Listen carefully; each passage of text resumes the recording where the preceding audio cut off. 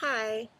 So I've been waiting to have some time to come and do the vlog about the Silver Phoenix questions that I got from readers, and really I wanted to come out here because our hydrangeas are blooming and so beautiful, and I wanted to show them off.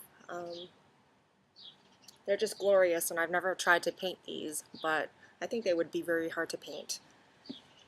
So I had some good questions from readers. The first one is from Katie Carroll.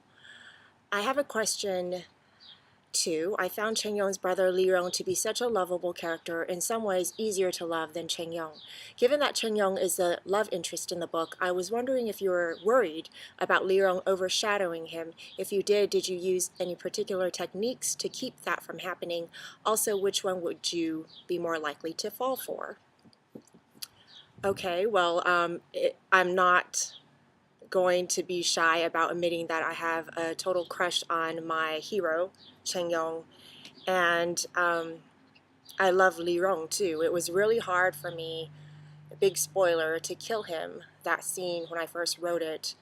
It took me a long time to write, and even when I revised over and over again, I found myself pausing often right before that scene. It was emotionally draining for me, and um, yeah, I love Li Rong, and when I was writing the story, I was very happy when I brought him in because he's just so charming and he's so funny, and he was the comic relief, and almost everybody I know that read the novel loves him, and but I never worried that he would be overshadowed, or Chen Yong would be overshadowed by him.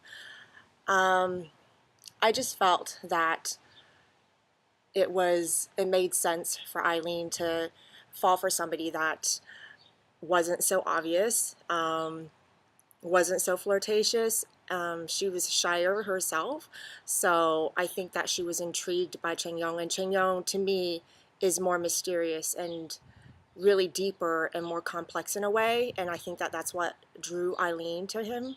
And really, we never we tend not to like the people we're supposed to like. It's usually not that easy that you like the boy that likes you and you like the boy back, at least not in my experience. So I just felt that it felt right for her to fall in love eventually with Chen Yong. And my next question is, Silver Phoenix has some interesting and vivid descriptions that seem like they might be from idioms.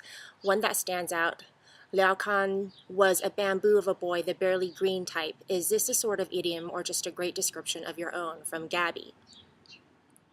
Well, I'm happy to brag and say that was a great description of my own. Language definitely affected the way I wrote the book because I wanted to convey the feel of ancient China. I couldn't infuse it with whatevers and oh my gods like I normally talk. And I would get called out a lot during critiques with my critique group, as well as with my editor and the rest of the wonderful people at Green Willow, about words that might be too modern. And that was very difficult. At the same time, I didn't want the book to read too stiff or stilted, and so that was a challenge for me.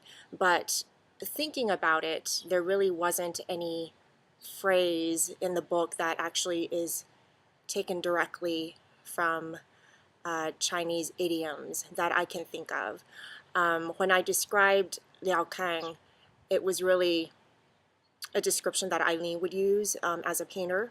And really, in the book, I tried to often use language that I thought that my heroine would use, or talk about things that she would notice. Will there be more character books with these characters? I hated to say goodbye to them. From Jennifer Crow, a similar question: are Eileen and Chen Yong going to kiss in the second novel, or are you going to make me wait for the third? Will there be a third? I guess that's two questions, by Meg. And those are very good questions. I'm currently working on my sequel, and I've called it a pre-sequel. I like to make up words, so that's the word that I made up. It's 2 parts. So basically, the prequel will feature Zhongye, which is the eunuch that Eileen killed, and Zhongye and Silver Phoenix's storyline taking place 3 centuries before this debut, and the other storyline would be Cheng Yong and Eileen together again, right after, or a few months after, what had taken place in this novel. And hopefully, I'm going to merge the 2 storylines together somehow. At least that's a plan.